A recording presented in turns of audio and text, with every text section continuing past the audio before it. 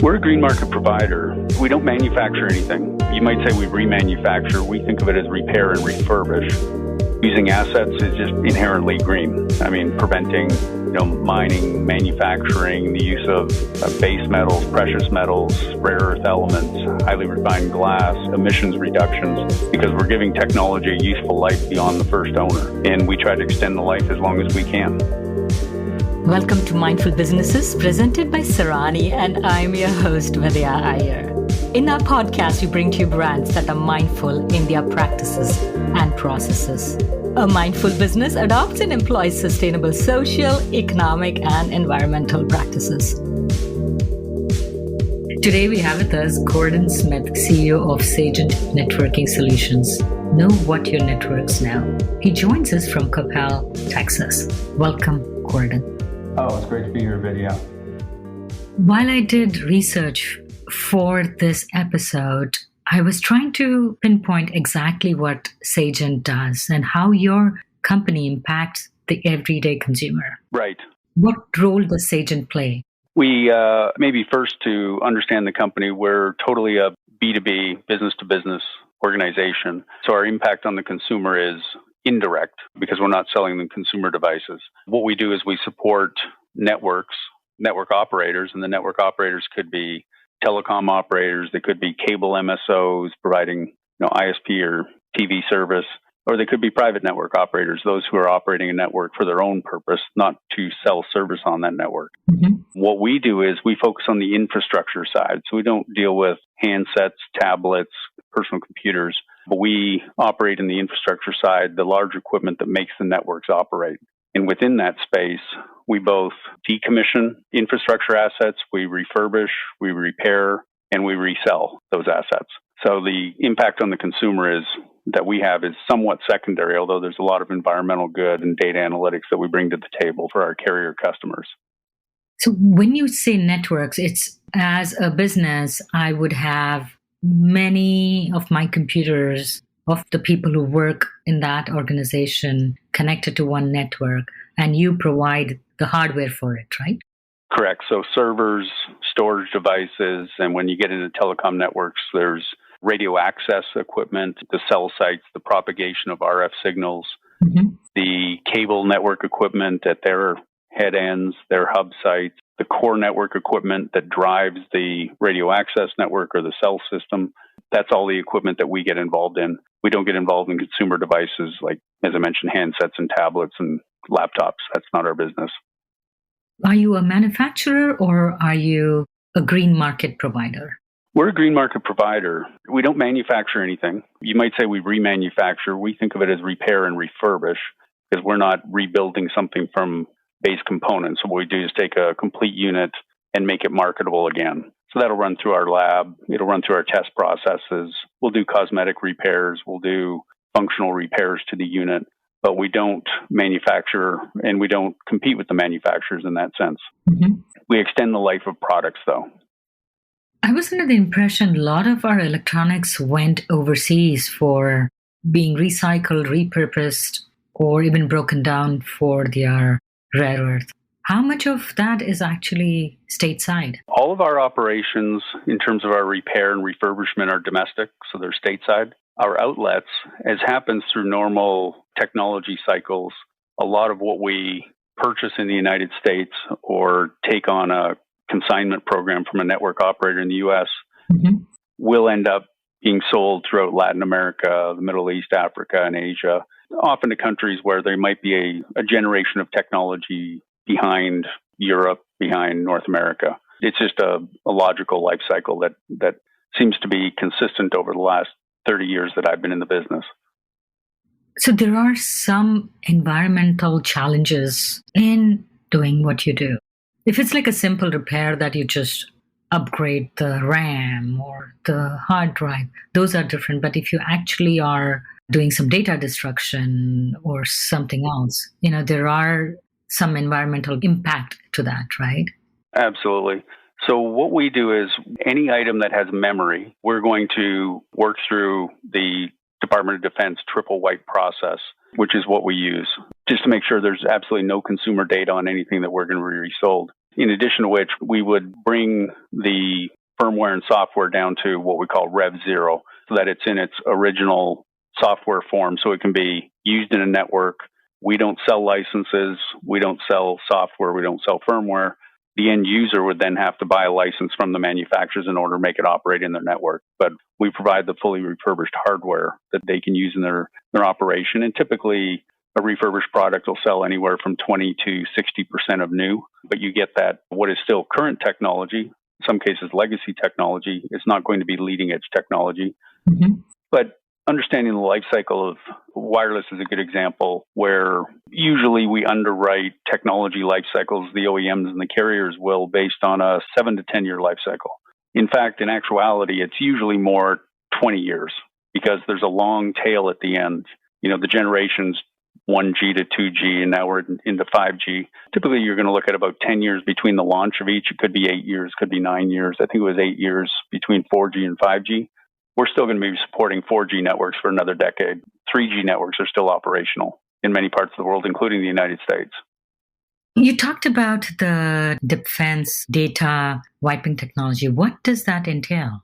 The actual software is Kill Disk, which is a commonly used data wiping software. But the triple wipe process is you put it through the data wiping procedure 3 times to make sure, once is sufficient, twice is you're absolutely sure, and third time is just a safety analysis just to make sure that there is absolutely no usable data left on any memory. So your company was started about 18 years ago in 2000 We just crossed our 20th anniversary. Mm-hmm. Yeah, in 2001 we were formed. We've had a couple of name changes, but the company's been the same for 20 years. Significant growth along the way. Are you the founder? I'm not. I've been here a little over 10 years. The founders were friends of mine who I've worked with in the industry in the past. In 2013, they sold the business, and then we bought ourselves back out, myself and an investment group in 2018. How was this company founded? Yeah. What was their motivation to found this company? It was founded as a telecommunications reseller, reselling telecommunications infrastructure equipment. The interesting thing about that, maybe by positional luck or more good luck than good planning, what we found as the company matured is we're very much in the green market space where we're making contributions to the circular economy. And when I say it's good luck as much as good planning, reusing assets is just inherently green. I mean, preventing mining, manufacturing, the use of base metals, precious metals, rare earth elements, highly refined glass, emissions reductions, because we're giving technology a useful life beyond the first owner. In some cases, you can get 2 or 3 different operators that have used the same product, and it's sound product. The manufacturers bring tremendous technology to the market, and we try to extend the life as long as we can. You referred to green market a couple of times. Yes. Could you elaborate on what exactly is green market? How is it different than when I go to Best Buy and they give me a refurbished computer? It's similar in that regard. We refer to green market back, I'm going to date myself here, but back in maybe the early aughts or probably the 90s, the term gray market came to light, and it was coined by manufacturers who thought of us as the used car industry. And it was a way of saying, it's not the black market, but it's not really the white market either. So they coined the phrase gray market. Mm-hmm. We look at it differently. We think we're actually doing more environmental good than in some cases they are, in that we're extending the life of assets, diverting e-waste streams, making contributions to the circular economy. So the fact is we think we're contributing very heavily to the green economy, the green market vernacular, as opposed to the gray market vernacular. So you primarily operate on the right to repair legislation, right? We do. All of our test systems have licensed software on them, which we have to purchase ourselves. But the right to repair legislation is key. I'm glad that's now being adopted, moving through the channels in Washington. It sort of sets the standard. It removes any doubt about what consumers' right is, and in our case, our customers' rights are, who are not directly consumers, but they're business operators. But that is definitely key legislation. But only about 25 states, I believe, have it. Does Texas have it where you're located and your plants are located? I believe under Biden's initiative, it will become federal. That's what we're really waiting on. It's with the FCC and FTC now, I believe, for review. And the recommendations are all favorable that they'll move forward on a on a national basis. Europe's a little further ahead of us in this regard, where the right to repair is already legislated. Right to repair is the norm. Yeah, you wouldn't have so many different chargers, thinking about it on a very small individual consumer level. And of course, you're dealing with bigger equipments, bigger servers, and things like that. Right, absolutely. What sort of warranties do the purchaser get, whether they are in the US or when you export it? Air quote standard warranty is 1 year, and that's for anything that malfunctions in the product. That's for both equipment sales as well as repair as a service, because a lot of our business is actually not repairing for the purpose of resale. It's repairing the telecom carrier's network asset to give back to the carrier. We just charge for the service. Mm-hmm. 1 year warranty standard, depending on the product type. We often offer 2 years. We even offer up to 5 years on certain core network equipment because we know it's inherently stable product. The 1 year applies mainly to radio access network or cell site systems that have environmental challenges. They're sitting out there in the heat and the cold, in the rain. You can have a weather gasket fail and you get water penetration. You can have high heat and end up with surges of power within the units.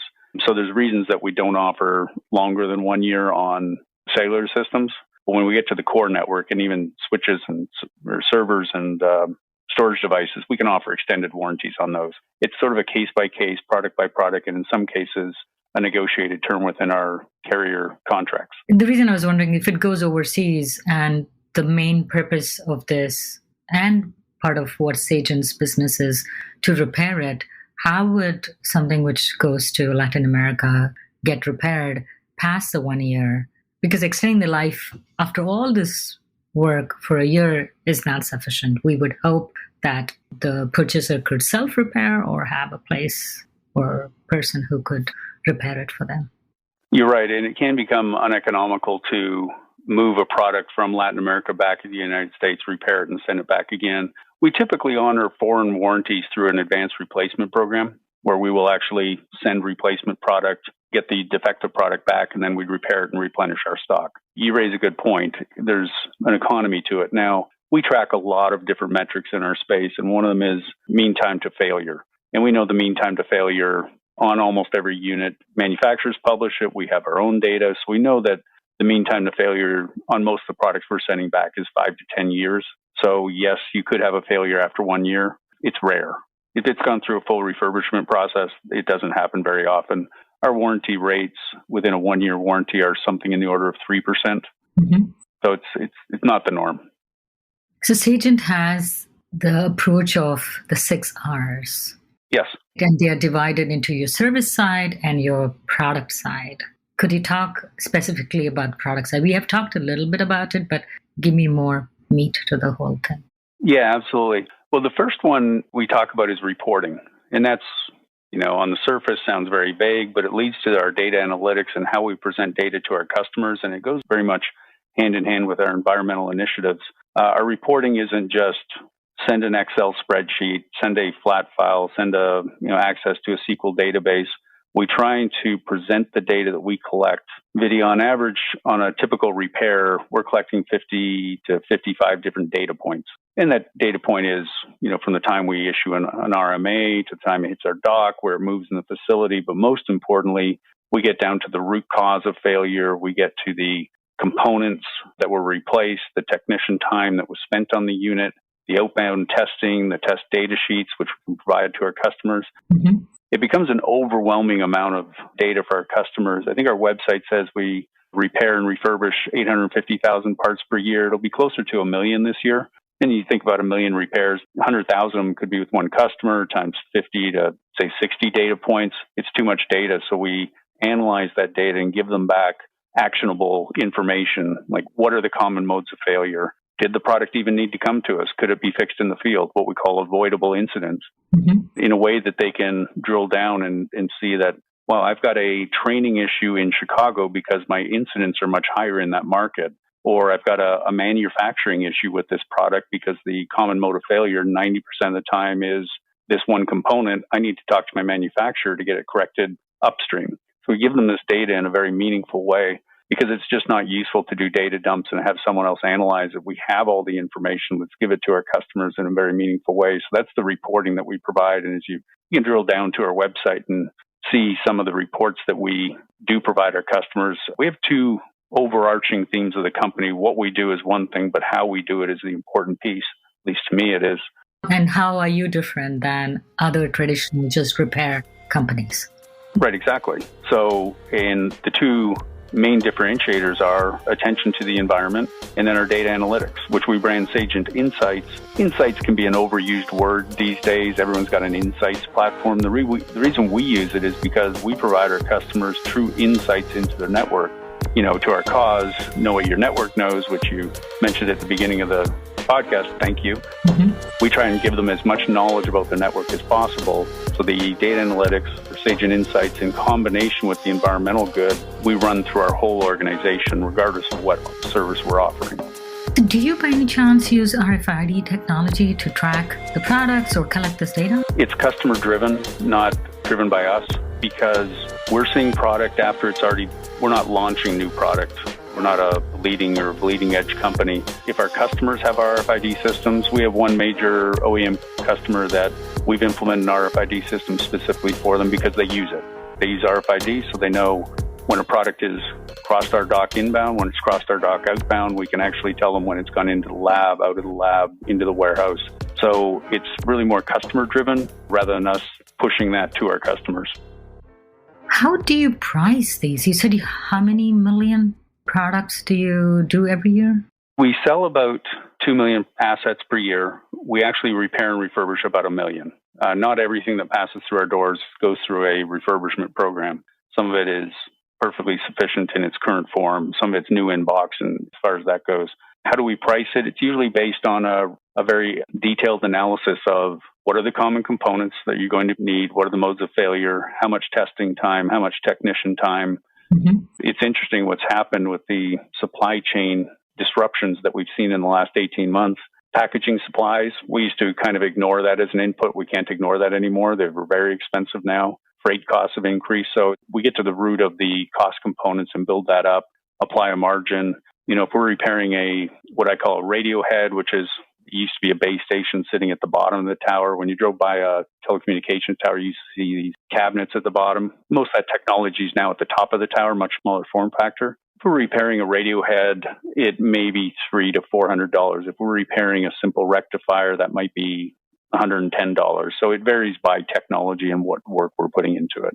The reason I asked is when you have so much variations and you don't know what you're getting into, like when you get all this, there should be some sort of a system for you to be able to cost it effectively and in a profitable manner. Yeah, our repair work is all contractual, so we'll do the research up front before we provide pricing.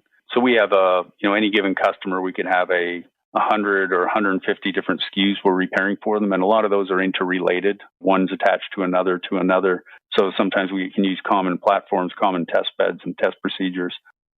So you're talking about the ones that you have a service contract with. But what about the refurbishing that you do? How is it possible to price that? Price it for either repair and give it back to the person or repair it and sell it. I saw that you even sell on Amazon. We do. We don't do a lot of sales on Amazon. Amazon's a very useful platform for us to sell either distressed inventory, things that we're not moving directly to businesses, or that we come by as part of what we call a lot sale in some cases, or lot buy. And network operator, I don't want to talk names of our customers, but a tier 1 U.S. wireless company might want us to clean out an entire facility. They're closing down a switch office. And with that comes products that we don't typically work on, but have some attraction to consumers. Mm-hmm. We'll post those on Amazon because it's not really our core business to sell to consumers, but that only represents about 5 to 6% of our sales. Most of it is just directly working with the network operators. Most of your work is done in Texas, right? So how do you find trained people? This is mostly a good thing. There's a downside to it, but the DFW area is really the telecom center of the United States. And that goes back to a number of companies putting their U.S. headquarters here years ago. Nortel did it, the old Canadian manufacturer. Ericsson's U.S. headquarters is here. Nokia's had a major presence here, and one of their predecessor companies, Alcatel-Lucent. So there's a real telecom hub, which has made it easier to find talent. We've got very good tech schools here. All of our technicians have an associate's degree in electronics. That's sort of the standard that we look for. And then we can train them from there. The downside I was talking about, and this is not as down as the favorable market that we reside in, is that other people are very attracted to it too. So retention sometimes can be a challenge as well. It is definitely a competitive market. Mm-hmm. I think it's a competitive market around the country in all sorts of industries. The telecom market in Dallas right now is very competitive. My opening statement, I talked about how we have on the podcast businesses which employ environmental, social, and economically sustainable practices. We spoke about the environmental part. How are you socially, and say in terms of how you work with your employees, the ethics that your company practices? How are you distinguishing yourself? How are your practices different? I'll talk about social and governance together if I could. We talk about our social part of ESG. We're really talking about the relationships we have with our employees, with our ownership, with our vendors, with our customers, and also with our community. First and foremost, we have employment, health, and well-being programs as part of both our insurance package and as well as human resource representation within the facility. We do have a formal workplace safety program. We have several certifications, and this lends itself to government as well as social. We have a quality management system certified by ISO 9001, which we audit on an annual basis. We have an environmental management system, which is ISO 14001. Again, annual audits, some of them surveillance, some of them recertifications. And then we have an occupational health and safety program. It was OSHA 18001. It's changed now to ISO 45001. Mm-hmm. All those are driven at, certainly the health and safety and the quality are driven towards the employee well-being and our customers' quality, taking care of them. And then the environmental one stands, obviously for, what we believe in and our positive contributions to the economy. We have formal inclusion and diversity program. And then we have community engagement. We've been involved. This has been a little challenging during the pandemic, but we've had several events in the past with Zero Cancer and blood drive through Carter Blood Care. We take part in Special Olympics events. We contribute to Ronald McDonald House. What this all means is we do have an employee base that we're very proud of, and hopefully we're proud of the way we run the company. We have been certified 2 years in a row as a great place to work, with the hopefully third year in a row coming up here soon, where we'll go through the formal process. And we were very proud to be renewed last year just because the pandemic was such a weird year in 2020, and we all thought we'd be through it by now, and we're not. So we'll hopefully get some more good results. And you talked about some safety provisions or employee benefits. How much is that required by the laws and regulations of the state or the federal or the IRS or OSHA? And how much have you gone beyond that?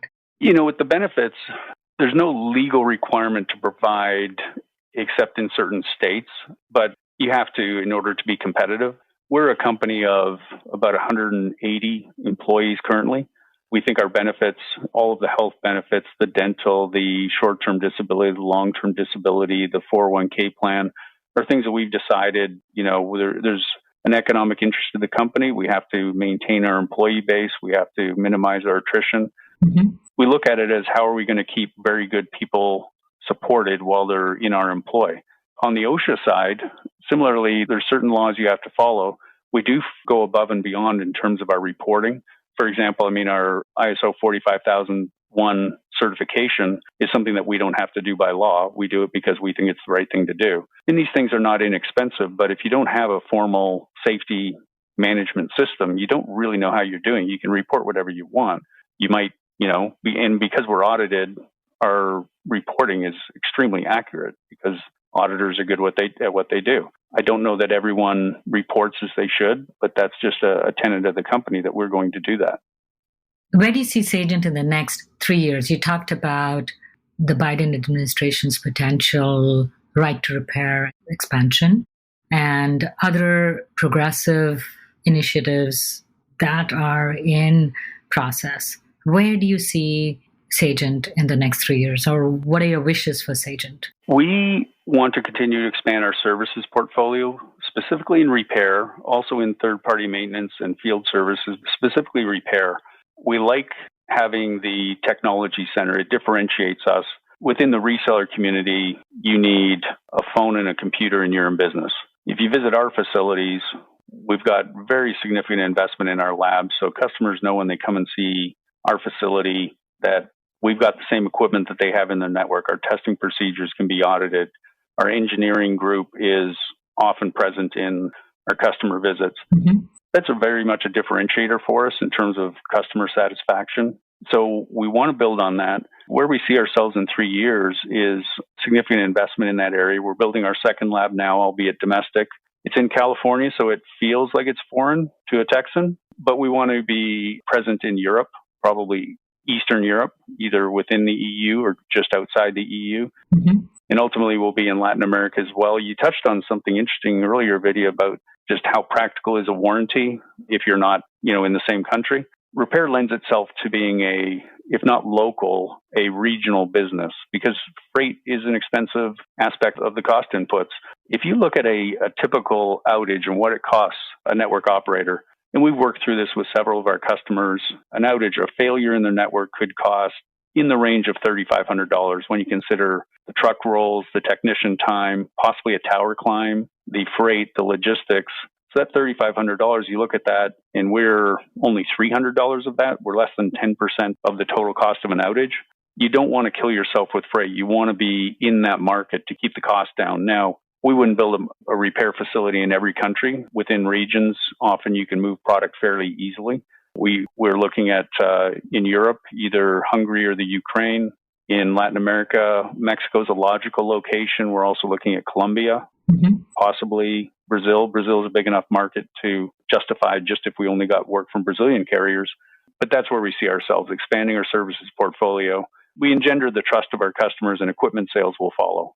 Wishing you all the best. Thank you so much, Gordon, for coming on Mindful Businesses. Oh, wonderful. Thank you for having me, Vidya. This is Vidya Iyer with Mindful Businesses. If you're a creator of a mindful brand or would like to recommend a mindful brand to be featured on our show, send an email to info@mindfulbusinessespodcast.com. Subscribe, rate, and review us on Apple Podcast. If you learned a thing or two from this episode, share it with one friend. We recorded this podcast in Lafayette, Indiana. Theme music composed by Tatum Gale. Marketing assistant is Caitlin Milligan. This is Vidya Iyer with Mindful Businesses.